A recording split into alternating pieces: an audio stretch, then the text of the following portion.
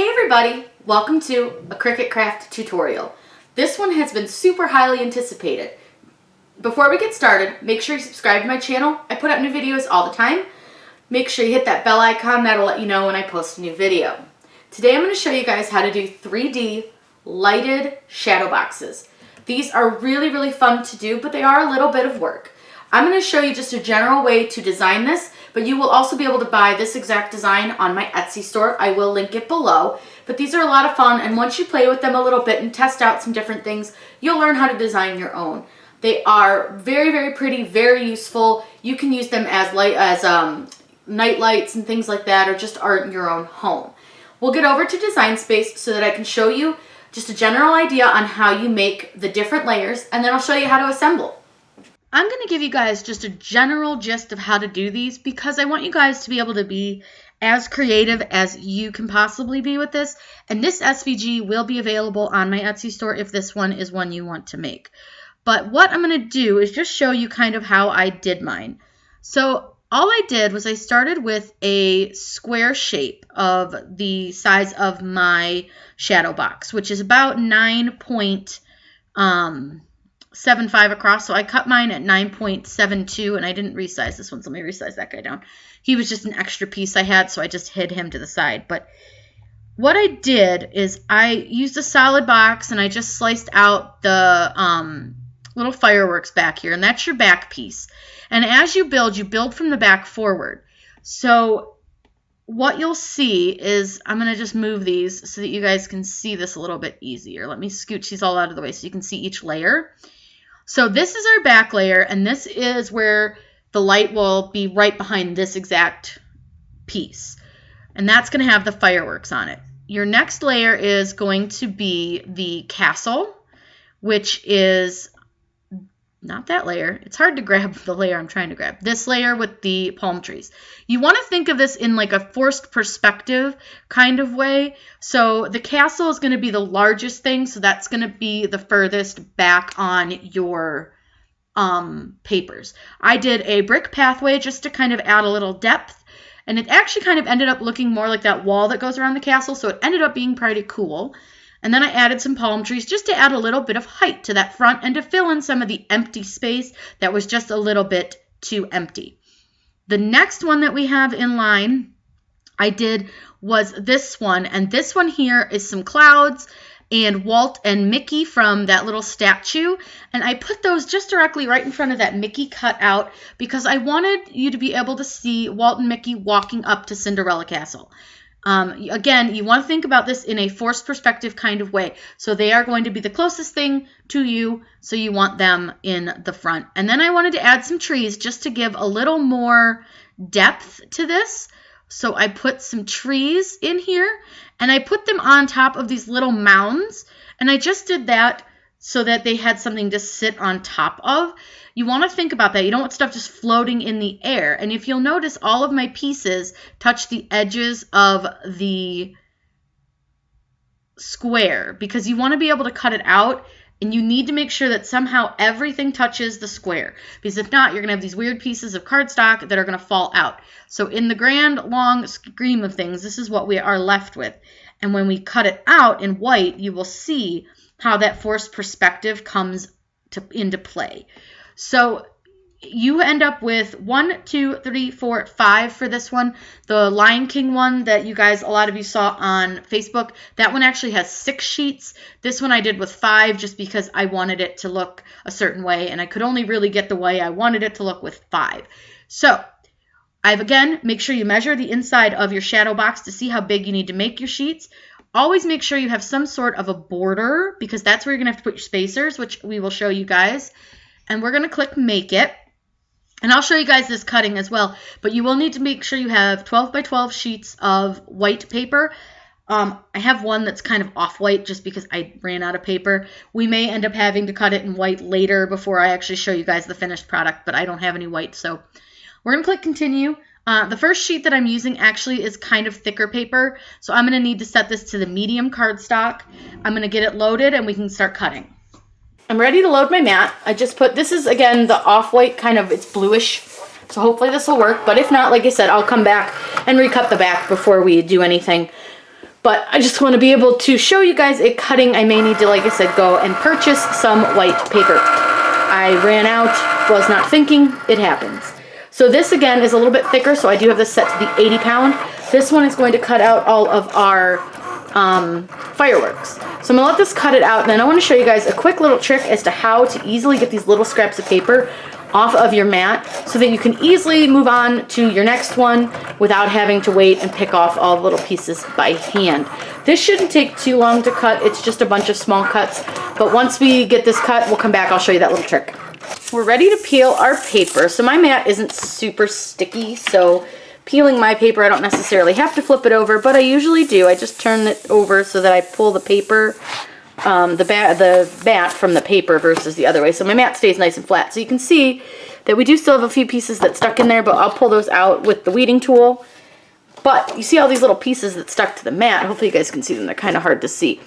All I do is I just take a lint roller and I just roll it over my mat, and it does tend to pick up most of the little pieces. Now it may take a couple of passes, and sometimes it does that where it likes to unravel. But that's okay. This was only from the Dollar Tree, so it's super cheap, easy little hack that you guys can use. It's not exactly the most advanced tool for your Cricut, but it definitely works, especially for those little pieces. You can see the Mickey heads still stay, but those are pretty solid, large pieces, so those don't like to come up real easy.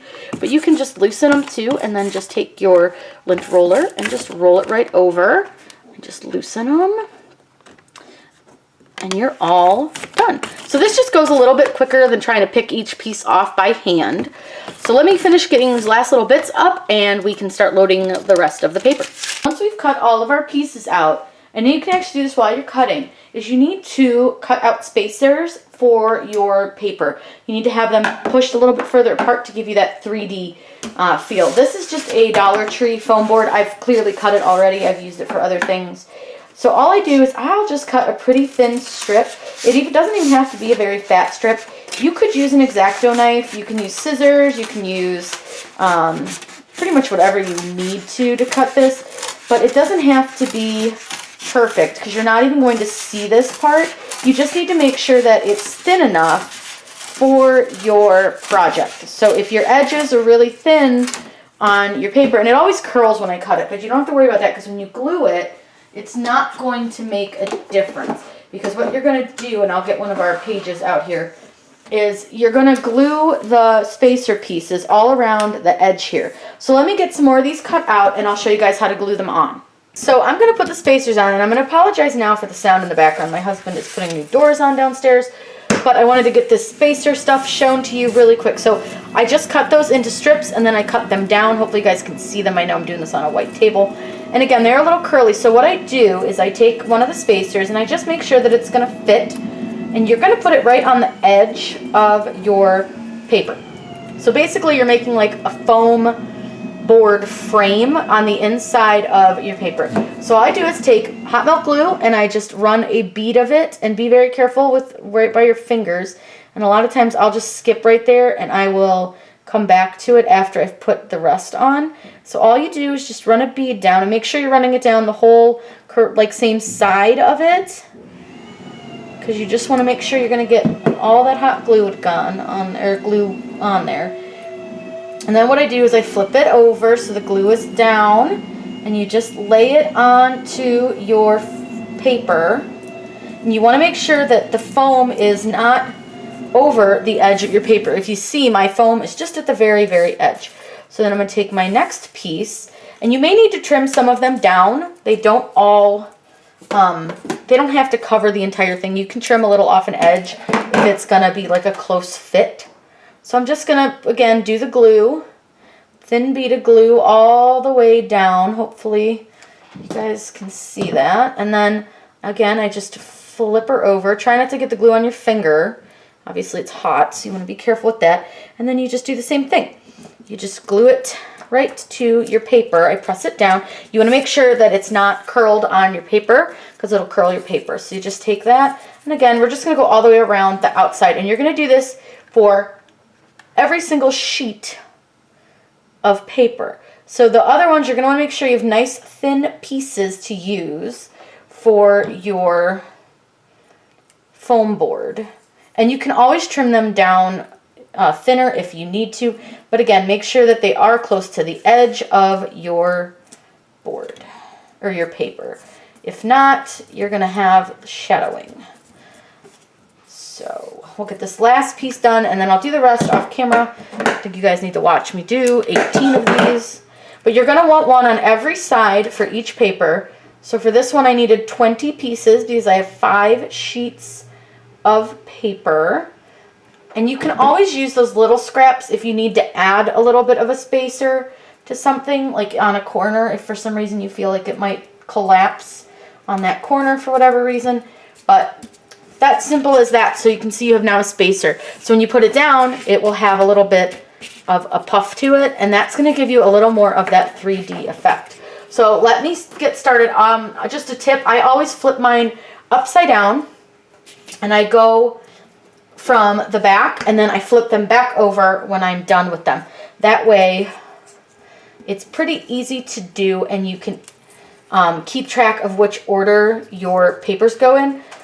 You can also check that on Design Space if you get confused, if maybe you can't remember which one goes next. I try to make sure to keep them in order on my Design Space because I want to be able to easily see which one goes next, because some of them can get a little bit confusing. And I do believe I'll be adding some more of these throughout the year to my Etsy shop. The more I see, and the more you guys, tell me if you like them or not, or if this is even a craft you guys want to do.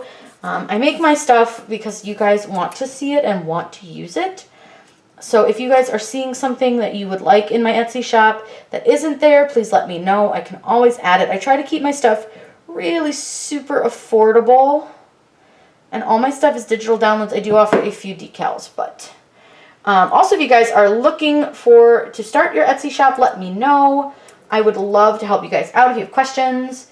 I've only been doing this for about a year now, actually, and I've been doing pretty well. So I would like to think that I can at least offer you guys some advice. So let me get this finished, and then we can assemble it. The next thing that you have to do is cover your back with a sheet of white paper. I just cut a piece of white paper to fit, and then you need to put your LED light strip in. It is double-sided taped, so all you have to do is just stick it right in. And I drilled a hole in the back of my frame here. So I just used a little drill and drilled a hole in it just so that you could fit your plug through, because if you look, you got to somehow get your plug out so that you can plug it in. These are USB powered, but you can plug them into a USB port like for your cell phone. And then I'll just turn them on so you guys can see they're really bright. They are, let me plug this in. They are remote control for this type. The ones I'll put the link below for. They're about $10 on Amazon. Let me turn them on for you so you can see. And these have a lot of options. You can just do the colors. You can do like flashing. You can do fading and strobe. And then a smooth fade. But there's lots of options, so you get a ton of colors. You can brighten it, you can dim it. That's hard to see on the camera. So once these are in and installed, and you just want to make sure that they're stuck down really well, and you want to make sure that your back is in place, which it is. So then all you have to do now is take your sheets that you cut. I'm just going to flip them back over. Again, we have the spacers in. So all you do now, and again, I apologize for the pounding, is you just lay them down, one right on top of the other, right into your box. And you're just going to lightly lay them. And this is not anything difficult. You just need to make sure they do fit in here. And you want to make sure that they're as even as possible. You just keep stacking, one right on top of the other. Put the last one in. Now these look like they sit up a little high, but don't worry when you put the lid back down, because this one actually is a hinged lid, which I didn't realize when I bought it, but I actually really like it. So once you put your lid down, it will hold your papers in place. And I'm going to go turn off the lights so that you guys can see our finished product. And here is the finished product. I love how 3D it looks. I think it really came out really, really nice. I think it's really going to add a nice little touch to any Disney lover's home. I'll get you guys up a little bit closer so you can hopefully see it. Nice and close. You can see the fireworks and the clouds. There's Walt and Mickey, trees and palm trees, and our nice brick wall.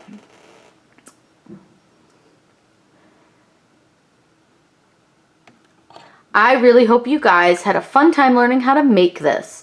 If you have any questions, please let me know in the comments down below.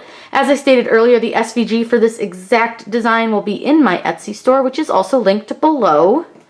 If you guys are looking for any more tutorials, please let me know in the comments down below. If you have questions, please comment. Give this video a big thumbs up. Make sure you subscribe to my channel. I put out new videos all the time. Have a wonderful day and happy crafting.